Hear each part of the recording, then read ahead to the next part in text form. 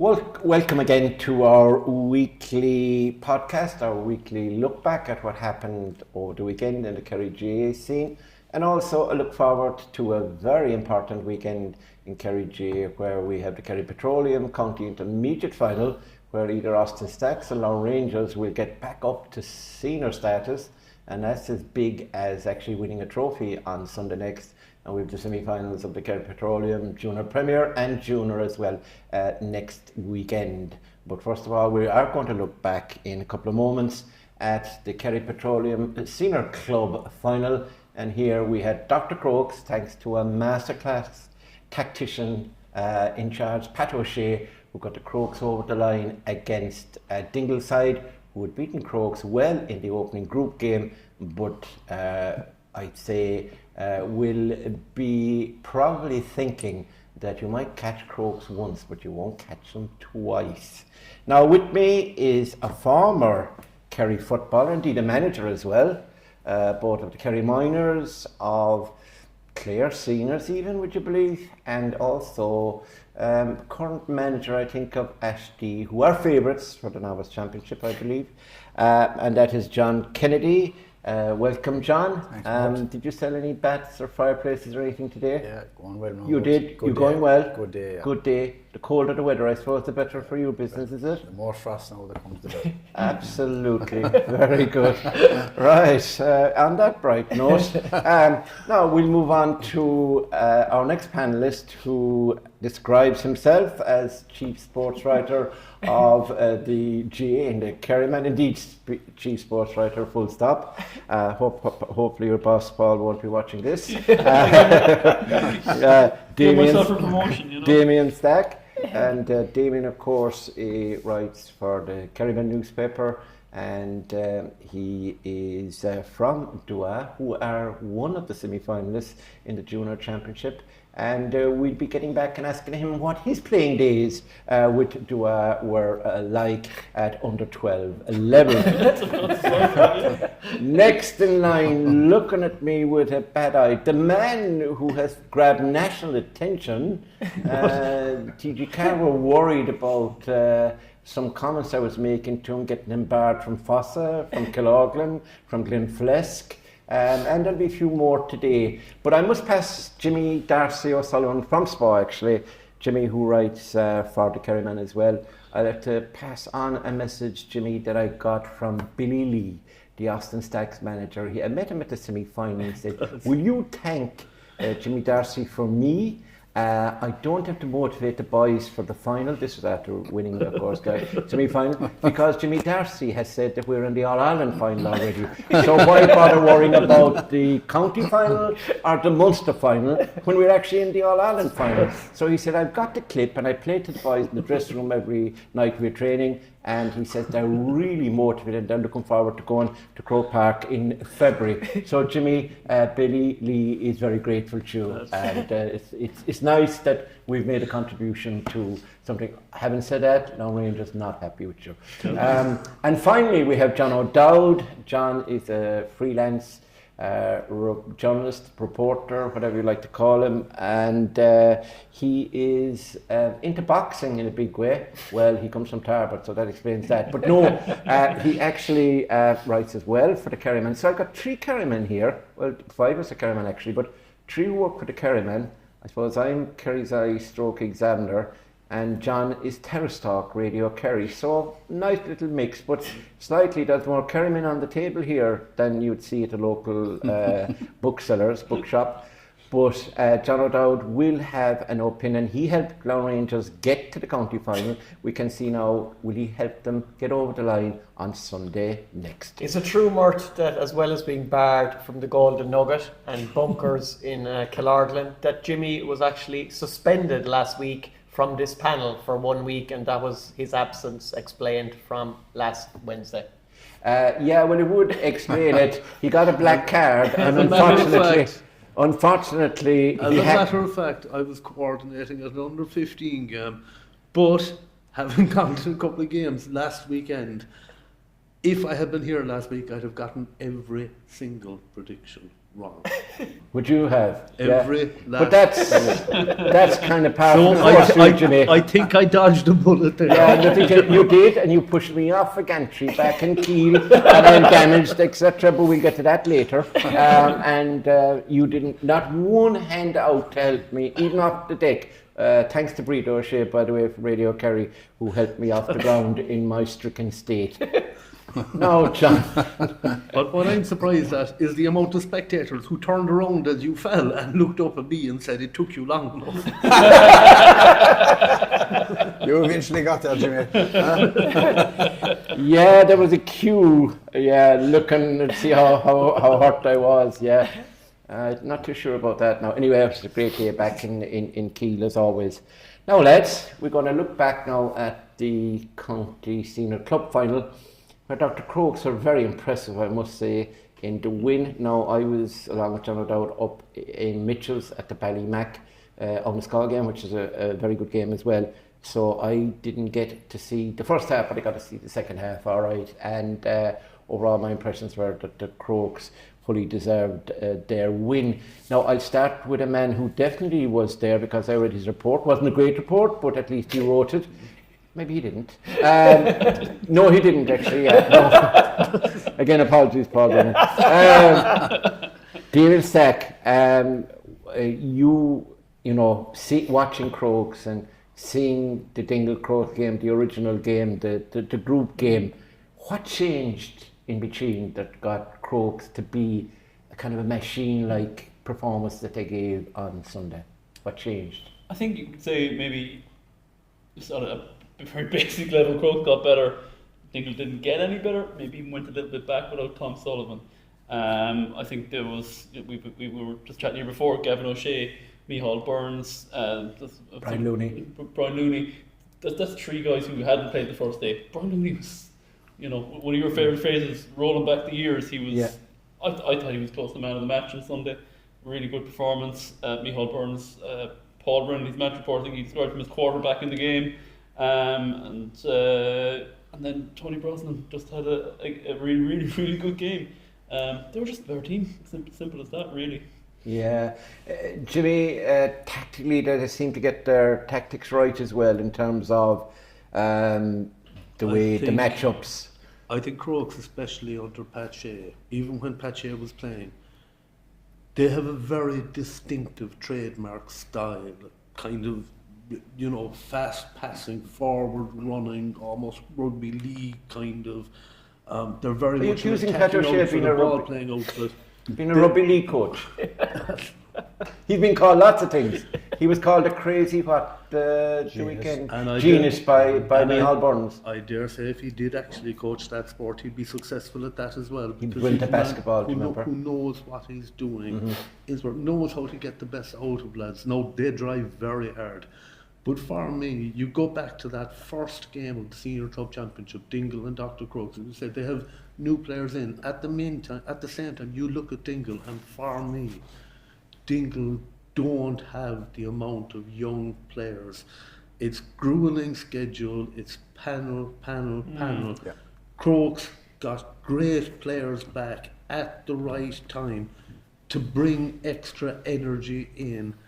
And once they got their tails up, I mean, for me, to be quite honest with you, they took control of that contest straight away. I think it was 6 minutes in, they had the ball in the net. Yeah, they were never losing it. It was 1-4 to 0-1 after 12 minutes.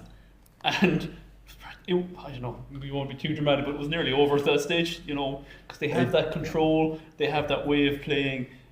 They just weren't going to give up their advantage. That's it. Something they're very good at is when a Crokes player has possession, you look at it, you freeze frame the camera anytime you want.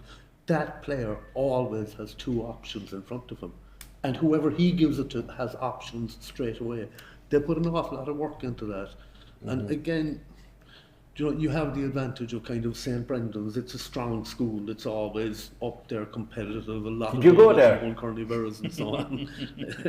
Did you go to St. Brendan's? I'd have brought my Carnivera medal to show you, Murt. I know, if you let me know beforehand. Yeah, 1970 was it? But just as I say, I mean, Dingle have been a fantastic club. They've been brilliant representatives, and it has been Crokes, Dingle, and in fairness, I think Ken Mayer deserved to go in the mix. Yeah. Over can't go to over the Radmore past again. couple of years. Radmore are But up there. Crokes, I think this is their first title in 6 years. But Yeah. they've been thereabouts. I think, in fairness, it's important not to forget the amount of work that the likes of Brian McMahon put in along the way into Edmund laying O'Sullivan. the groundwork. And I think, and I don't particularly welcome it, they're my neighbours, they're good neighbours, but they're still not my own club. I think that we could be looking at a couple of years of Dr. Crokes' dominance again. You look at the age profile, you talk about, Evan Looney was outstanding. You've Charlie Keating in midfield. You've Cian McMahon up front. Michael Neil O'Shea. Potts.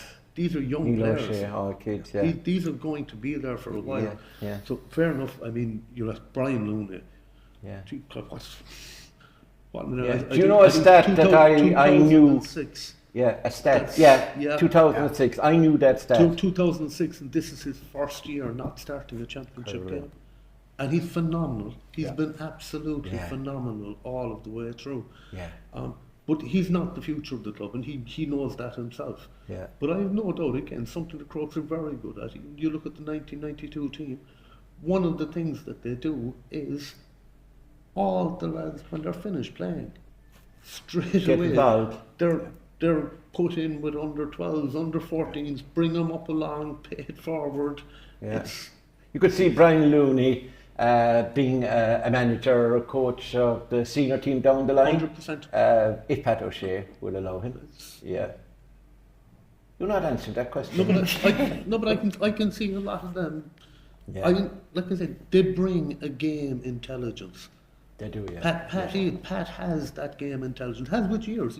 Yeah. He was an absolute star in every code that he played. Remember, himself and Shawnee were fantastic hurlers as well. Yeah. And you go back, it goes back. He was an international basketballer as well. It goes back, Good, like Crokes themselves, it goes back generations. Yeah. And Yeah. they expect other generations coming along to do it. Look at Dingle, in fairness.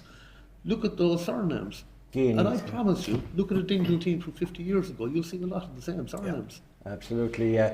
John O'Dowd, let's broaden this conversation. Obviously, Dingle wasn't helped by the fact that Tom O'Sullivan didn't play. He had done a good job on Tony Bros, I think it was the first day. Again, that was just the first day out, and Pat at that stage was experimenting, and he was without Mihal, Gavin, etc., and Brian. But did you think that was a telling factor, or was the game anyway going to be Crokes the way they played, the way their game plan, their attacking wing backs, all the things that they had figured out, Mark O'Shea going back to cover along with Charlie Keating, when Paul Ganey looked like being a dangerous threat. There was always a man to field a high ball late on, even when Dingle were pressing. Mark took a few out to the sky. I think Damien hit the nail on the head with what he said about the first 12 minutes. Like, it was 1-4 to a point. If you look through the rest of the game, it was 11 points to 10. Do you know, it was pretty even after that first 12 minutes, even on the scoreboard, even though Dr. Crokes were always in control. The Tom O'Sullivan loss was gigantic. I don't think we can underestimate it. Tony Brosnan ended up getting man of the match with 9 points, 4 from play, 5 frees, had a hand in other scores, had a wonder pass that should have killed the game before half time. If Gavin O'Shea scored that, I think they would have went from maybe 5 or 6 points up to 8 or 9 points up, and then it would have been over by half time. There were also some other important moments in the game.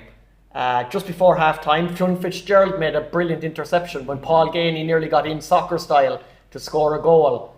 Fionn got a touch on it. Shane Murphy's save early in the second half from Dylan Ganey. Yeah. The way Shane Murphy dealt with the high delivery that Paul Ganey was trying to fist to the net. They were important moments at the time if Dingle had managed to get a goal, because it might have got them going. But if you look at it, Dr. Crokes have been scoring a similar amount for a lot of the championship. They got 214 the night they lost to Dingle. They got 150 in the last day. I think, did they get 115 in the semi-final as well against Ratmore or something similar? That is, yeah. But the big change was from the last day. They conceded 317 against Dingle the first night. The last day, no goal, only 11 points. If you're only conceding 11 points to a forward line that has Paul Ganey, Dylan Ganey, Conor Ganey, Mikey Gainey, who I thought was one of Dingle's best players the last day. Cathal Bambry, who had been excellent, John, in the semi-final, who was held scoreless the last day. If you really took Dylan Gainey's 5-point performance out of it, and he kicked some majestic scores in the second half, you could say that Pat O'Shea, the thing that will please him the most is how resolute they were at the back. But the thing about Tom Sullivan, is it that what he would contribute that they lost, or was it kind of even a psychological blow to them that they didn't have this guy and they're like, oh, well, we're going to be down 4 or 5 points, we're going to be, you know... 100% psychologically, John Kennedy, it has a big impact. Would you think psychologically that affects teammates when you have one of the main men, one of their leaders missing? It's bound to affect them. It's bound to affect Morton. But it was always going to be difficult. We said this back a few weeks ago. You know, it's difficult to beat Crokes twice in the same competition the same year. Yeah. And after the first game, the form going into that was Crokes were unbeaten in the county league. Dingle had been relegated, even though they were missing the county players. It was a surprise to everybody, the manner of their victory in Darcy and John O'Dowd. And I felt going in the last day Crokes would turn it over, because Pat O'Shea, like to reiterate what the boys have said, look, he's the best coach by far in the county. His team, the way they play, they're an example to every team, particularly in the forward division. You rarely see them shooting from impossible angles. They shoot from the zone. They appear to do all their shot selection, their passing, what they should do. They really get it right most of the time. And it's how comfortable they are on the ball. They're all good ball players, but there's a few fellas vital for them, and they're mentioned already. Gavin O'Shea, he's the orchestrator of it. He does all the simple things. If you look and analyse the game, you'd say he hasn't done really much. But if he's not there, they don't really click as well. They don't know. And then Brian Looney, you know, we said here last week off air, I was involved with Kerry Murray Bricken. Crokes were flying at the time, and we played them over in Clare, and the man that beat us was Brian Looney. He was just incredible, and the Gooch and all these lads were in that team. He's been the most consistent player in Kerry County football for the last 10 years, without any doubt. And he's rolled back the years, incredible level of fitness, and what he brings to the Crokes, and then the young bloods coming in, like the lads are there, look, Charlie Keating, Evan Looney, you know, Tony Brosnan, obviously, Micheál Burns. What a performance the last day, and even afterwards his interview, refreshing. You know, he was very honest. He was, and he showed it was totally different to what you expect from players nowadays. The honesty, what he said, his enjoyment of the game. It says a lot for the management set up of Crokes, the enjoyment. You know, winning is great, but it's the enjoyment of playing it, and you will express yourself as a player when you're enjoying it. You do. It has been very interesting since the inter-county season finished, the way different players have spoken at different times. It has been very refreshing. They have been very honest in a lot of their interviews about various different aspects, whether it's their life, whether it's their football, whether it's this, that and the other. You can see who's enjoying it and who's not enjoying it. The Chicago seems to have totally refreshed Micheál Burns as well. Just getting away from the goldfish bowl that is Kerry football. Having time to himself where he could enjoy his life, goes away for the summer, wins a championship out there as well. Don't underestimate that. Then he comes back into this setup. And like he said in his interview afterwards, he didn't have a point to prove. But you could see the way he played the game. He was so up for that match. Like, it meant everything. But like, isn't it refreshing for him to win that game? When you hear inter-county players being interviewed, tis like tis premeditated, tis rehearsed. This was off the cuff stuff. This was from the heart. This was from the heart. And that's what the Gaelic football and hurling is about, really. Which begs a question. So I'll put this to Damien, because Damien likes difficult questions. It begs the question, are players happier and seem to be happier in the way they talk and the way they play and the freedom they play with, playing with their clubs, playing at club level in the championship in Kerry right now, it looks it, compared to being in the Kerry setup, where they're in this goldfish bowl, the pressure is on, the stress is on, they can't talk or look or read, they're under constant, you know, the way they live, they can't go to a wedding, as David Clifford said, they can't go on holidays for a couple of days, they can't take a break with their partner, their wife, whatever it would be. Is there something wrong with our inter-county setup that fellas have to be cocooned, who are really amateurs? And there's a thing come out today about the president talking about that the spend will have to be cut back, and they'll have to be limited to the number of sessions, things that they do, and there's a committee looking into that. John Fogarty is a very good article in the Examiner if anybody wants to. We won't discuss it here, we'll discuss it another day. Do you think players are happy with their clubs? I think it's kind of self-evident that they are. That's not fun. Yeah. The inter-county thing, they live like monks, and it's like, do you really, like John said, they can't even talk to you, like. It's everything's. I don't. Does Darmine talk to you? Does Darmine from your club talk to you during the inter-county season, or have you been blanked? I talk to the few county players that I know when I meet them, and we chat. But I deliberately will keep the subject away from Kerry football because I don't want to put them on the spot. I remember one time. There are people I actually like. I remember a former Kerry manager, a man I always got on well with in life. Peter Keane. Coming down the street. Peter was always very good to me. Yeah. This He gave me a 99 one summer, do you remember? But this when was he a went man to walking down the street, looked up, saw me, and crossed the street. No, he was under bad pressure at the time, and I knew he just didn't want to talk to me. It wasn't personal to me. He didn't want to talk to anyone. But you have seen that happen to any human being on Jack, the planet. And actually, a part of it is, in the inter-county setup, a lot of them have the attitude of, it's us against the world. Yeah, it It's is. here You're in right, this room. We have a fortress mentality. We have a warrior mentality. We, whatever you do, say nothing, show nothing. We can allow no weaknesses in here. What the hell? I know. But Jimmy, I can tell you, Damien, before Jimmy interrupts you again, I will tell you this. Jack once crossed the street and me. I had a row with Jack about 2009. I'd say it was out to India, maybe it was 2010. And something happened, and I suppose I wrote something, you know the story, or I told some tale that wasn't supposed to be told out of school. And for 6 months he didn't talk to me. I remember being in a tree talking to Paddy Greedy, who we met the other night, who was involved with St. Kieran's Miners. His dad, Dan. And I was talking to him there around the Tralee Shopping Centre, and I saw Jack and Jack saw me. So I said, what am I going to do? I'm not going to run, I'm going to walk. But Jack crossed over to the far side and walked away. So I presume he was trying to avoid me. He didn't want to talk to me. But he wouldn't be the first manager. Go on, Damien, sorry. Well, I can't remember my point now. But I just kind of...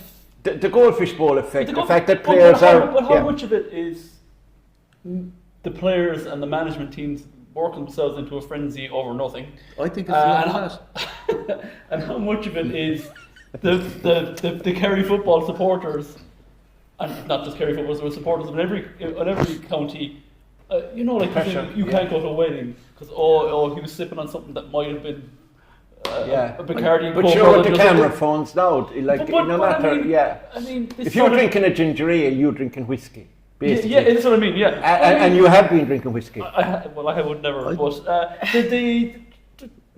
But that sort of Puritanism, is it driven from within? Is it driven from without? Is it a bit of both? Do we just need to it's not that serious now. Jimmy, you're bursting to get in. I don't want to interrupt you again. No, I honestly, this is something that I do think about, and I really think it's driven from within. Okay. There are a couple of absolute fanatics among Kerry supporters. There's none of them in this room because we wouldn't be having them in this room. We don't want those kind of idiots who... but we talk about the Kerry GA forum. I'm on it myself. I enjoy it. But every now and then, you get some absolute Lubon jumping on. And he's got 17 pages about how we lost Armagh. And you're going, oh my God, you crater. If I ever saw you in the pub, I wouldn't say a cross word to you, but I'd get the hell out of that pub very fast before you got drunk and started. You're bad. You're bad from us. You're bad from the Nugget. You're bad from Killarney. And you're bad in Glenfest. The Lions won't leave you in. I genuinely think most Kerry supporters got right. It's the middle of the inter-county season. But I'm taking my little daughter to the bazaar. Do you know? Yeah. I don't suppose people I didn't know you were texting married. Jack O'Connor. Oh my God. Do you know? I'm just citing an example. I don't think most supporters have a problem with that. Yeah. Jimmy, I really John. think a lot of the pressure is because managers have this mentality. They see this freaking nonsense in the Premiership and so on, and they're applying it. at a much lower level, and there isn't the same level of trust. I remember this story about Jimmy McGuinness in Donegal on the bus. And it's not the bus on the right. Look, the media are finding out about the team I select almost as soon as any evening. It's not good enough, and there's someone telling stories in this camp. I'm going around with a plastic bag, and you're all putting your mobile phones in this bag. And honest to God, maybe it's why I never even made a club footballer, let alone a county footballer. But I'm a grown man, and if any grown man was walking around with an open bag to me saying you have to put your phone in that because I don't trust you, I'd be going, that's fair enough, lad. No, stop the bus and let me off. I know. But you'd have to walk home. I'd have a pint for myself. You'd have to walk home, and Donegal is a very remote county. But I get your point. That's how bad it is. Now, the man who took mobile phones off players when he was a managing player, we'll ask John Kennedy as the county manager.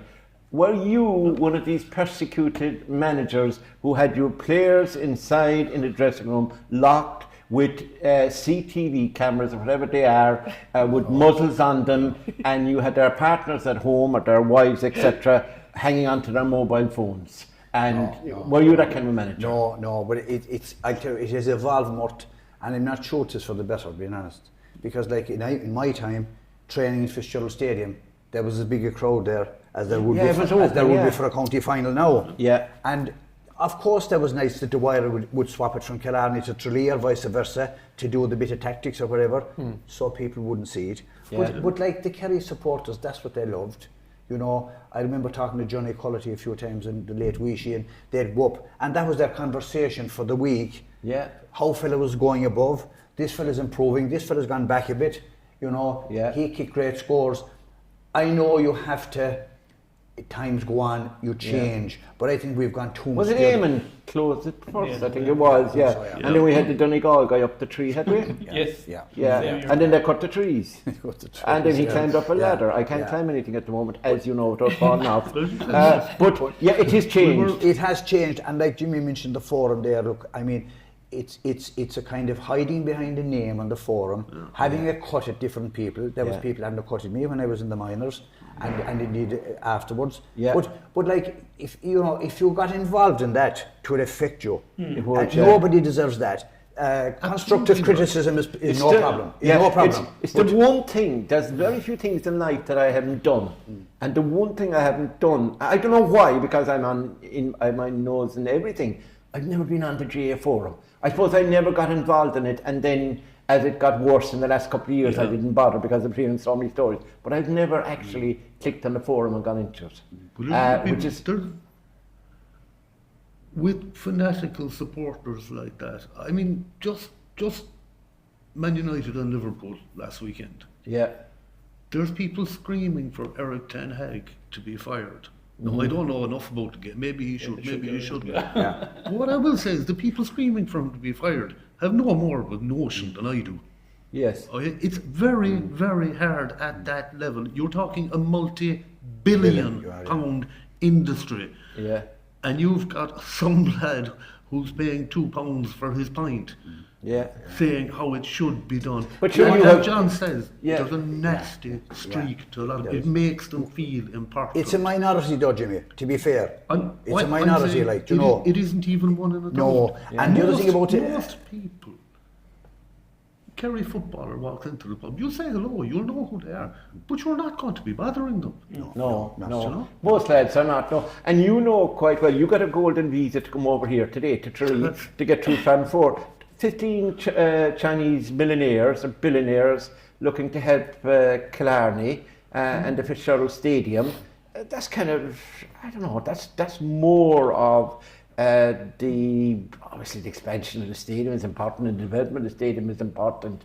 My own belief is the stadium is in trouble. Is it? That's the plain reality, is that there are parts of the stadium that are gone, very old, very worn, and could very well start to become dangerous fairly soon.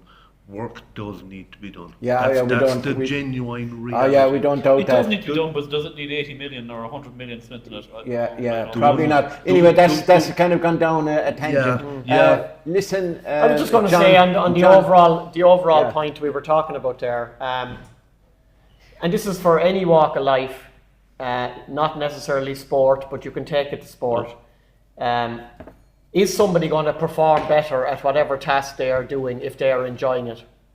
Absolutely. Yeah. No question. Absolutely. So I don't think you need to go any further then if you're looking for reasons or explanations. But are you why this writing- thing mightn't be working out or that Yeah. thing mightn't be working out. If someone is actually enjoying 100%, which seems to be the case at the moment in club football. Yeah. Everyone seems to be loving it, whether that's people watching or whether that's people playing.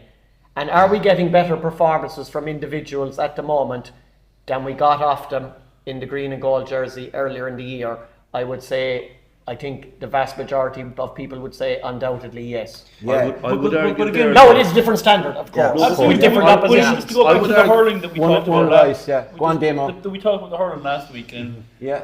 we were just talking about the guys who they love all that stuff, you know. And I'm sure the guys, the 30 whatever it is on the Kerry panel, no, maybe they don't love all that. Do you remember the Joe certain Mac? parts of- But this they Remember must the Joe Mac with the last hurling manager we had, and we could before Joe Mac done a final. We couldn't get a player. But I mean, I would imagine, you know, I mean, I'm sure there's probably bits and bobs of the Kerry football panel that they don't like about what happened this year, or, you know, there's no perfect setup, there's no perfect coaching, whatever. They probably have issues with certain things. Are you suggesting a mutiny? No, I'm not suggesting a mutiny. But generally, overall, though, they love what they're doing. Yeah. So we don't want to get too down the road of suggesting that they're all miserable in the inter-county panel. They're not. Yeah.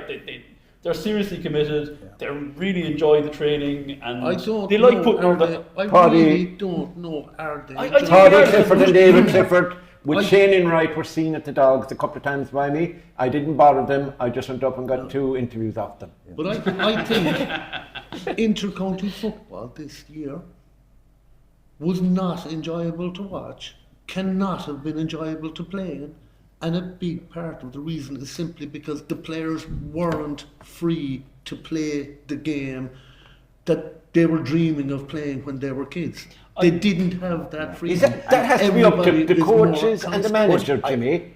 It's not up to the players. They're But I think actually, more at about the the moment, setup. under the rules of Gaelic football, But it's a chronic game to watch. But I think, Jimmy, having said that, look, I met a guy in Derry at the weekend out of the game, and we were chatting before the match, and he made a very valid point. Had Tom Sullivan put away the shot against Armagh, had Shane Ryan not dropped the ball, we'd have been in All Ireland final. And Totally different conversation. But it's not Jack O'Connell, it's not the Kerry panel, it's not the way Kerry are playing, it's the general, the way the football has gone. It is. Negative, But not attractive to look at. I respond there with, we put a very good performance together against Derry. We had a very good win against a team who were looking like potential champions for most of this year. Everything went right for us. I was there. It was absolutely appalling. If I go to Croke Park to a football match again, I absolutely promise you I am bringing a book to read. You're back from Croke Park as well. you will bring To suit me for me. You will bring the suit me book that you absolutely fine. the book on Donny O'Sullivan that you wrote yourself. Bring that and read it.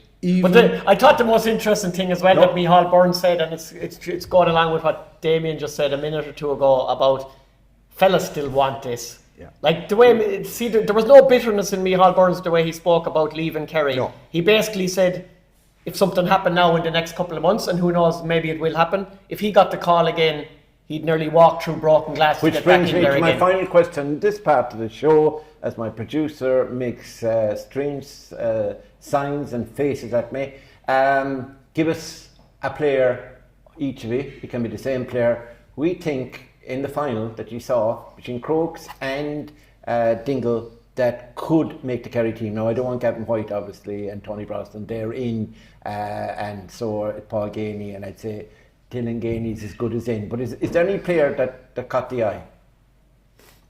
Do you think? I think Mark O'Shea has been very impressive. Yeah. Throughout the season, he's a player that I think he should be looked at. Being honest with you. What would you think, Damo? Yeah, I'd go with Mark O'Shea as well. I think he was marking Barry Dan, and I thought he won that. Yeah. And I don't think it was particularly close. No disrespect to Barry Dan, I thought that Mark O'Shea was again one of the 3 or 4 top performers in the game. He's got the size, he's got the brain. and he's got the eye for a pass. He's an O'Shea. He's an O'Shea. Yeah. So I think he's a guy I would absolutely be looking at. I don't know how old he is, maybe 23 or 4, maybe something like that. He's probably 25. Maybe he might be 25 or 6. Yeah. But there's a lot of football in him, so I would absolutely have him in. Jimmy, in about 50 words. I've been considering Charlie Keating for a while. I think I Charlie didn't Keating's think, I went to didn't think Australia. he had the best outing the last day. Do you know, he was solid without being spectacular, but I think he has enormous potential. Yeah. As you say, he might be going to Australia, but I'd certainly be asking him the question if he was interested. Other than that, I've been arguing with Mark O'Shea, and I keep saying this, lads. People keep saying, oh, we want this in the midfielder, we want that in the midfielder, we want the other midfielder. Do you know what I want? Yeah. I want to see either Mark O'Shea or the midfielder who plays Mark O'Shea in a game. Because I haven't seen that guy yet. Yeah. Absolutely, I've been bringing in Mark O'Shea. We're having training games, we're having challenges in training. Barry Dan, you played him in the senior club final, you're playing against him tonight. Guess what? There's only one of you getting a jersey next Sunday. Show me what you got. You can't go to Dingle now either. I'm not saying which one will get it, but I'm saying I want him in there being asked questions like that. I've thought for a long time in club football who's showing better than him against him. Yeah. I remember for years Noel O'Leary was the Crokes midfielder, an absolute mainstay. And the thing about Noel O'Leary was he played a couple of times for Kerry, but he never really nailed down a midfield spot for Kerry. But any fella who ever got the better of him most certainly did. Yeah. You know? Yeah. Good player. All right, Jimmy, that was 50 words, turned into 500 words. John, give me just quickly, Mark O'Shea for definite. I think he will get his opportunity over the next couple of months and at the start of next season. Charlie Keating, if he doesn't go to Australia, it looks like there's a deal on offer for him maybe from Carlton. If he doesn't go, bring him into the squad and see what he... Because not just on last Sunday, on the under-20s from the whole season, he was one of the players that looked the most ready to get through. I think a big thing from last Sunday as well is Dylan Gainey in 2025 now ready to go from a substitute to a starter in the full forward line for Kerry. He served his apprenticeship over 2 seasons on the senior panel. I think what he showed the last day in a losing team under the cosh, not with a plentiful supply of ball, 5 brilliant points from play. I think he's ready. Right, so that's a pretty, I suppose, detailed look back at what we learned from last Sunday, both the great win by Dr Crokes, congratulations to them, and hard luck commiserations to Dingle. We also took a wider look at some of the players who we think might come through to the Kerry setup, and also we had a look at the freedom there seems to be among inter-county players when they play with their clubs, as opposed to the cocooning, I call it, of them in the bubble of the inter-county scene. And are they happy with that? Are they playing better because they're in that situation, or would they be playing better if there was a little more leeway, a little more relaxation? Anyway, we'll probably return to that later in the winter. So that's it for the first part of the show. And we'll be back shortly now with last weekend's club, the other club championship games, and look forward to the games at the weekend.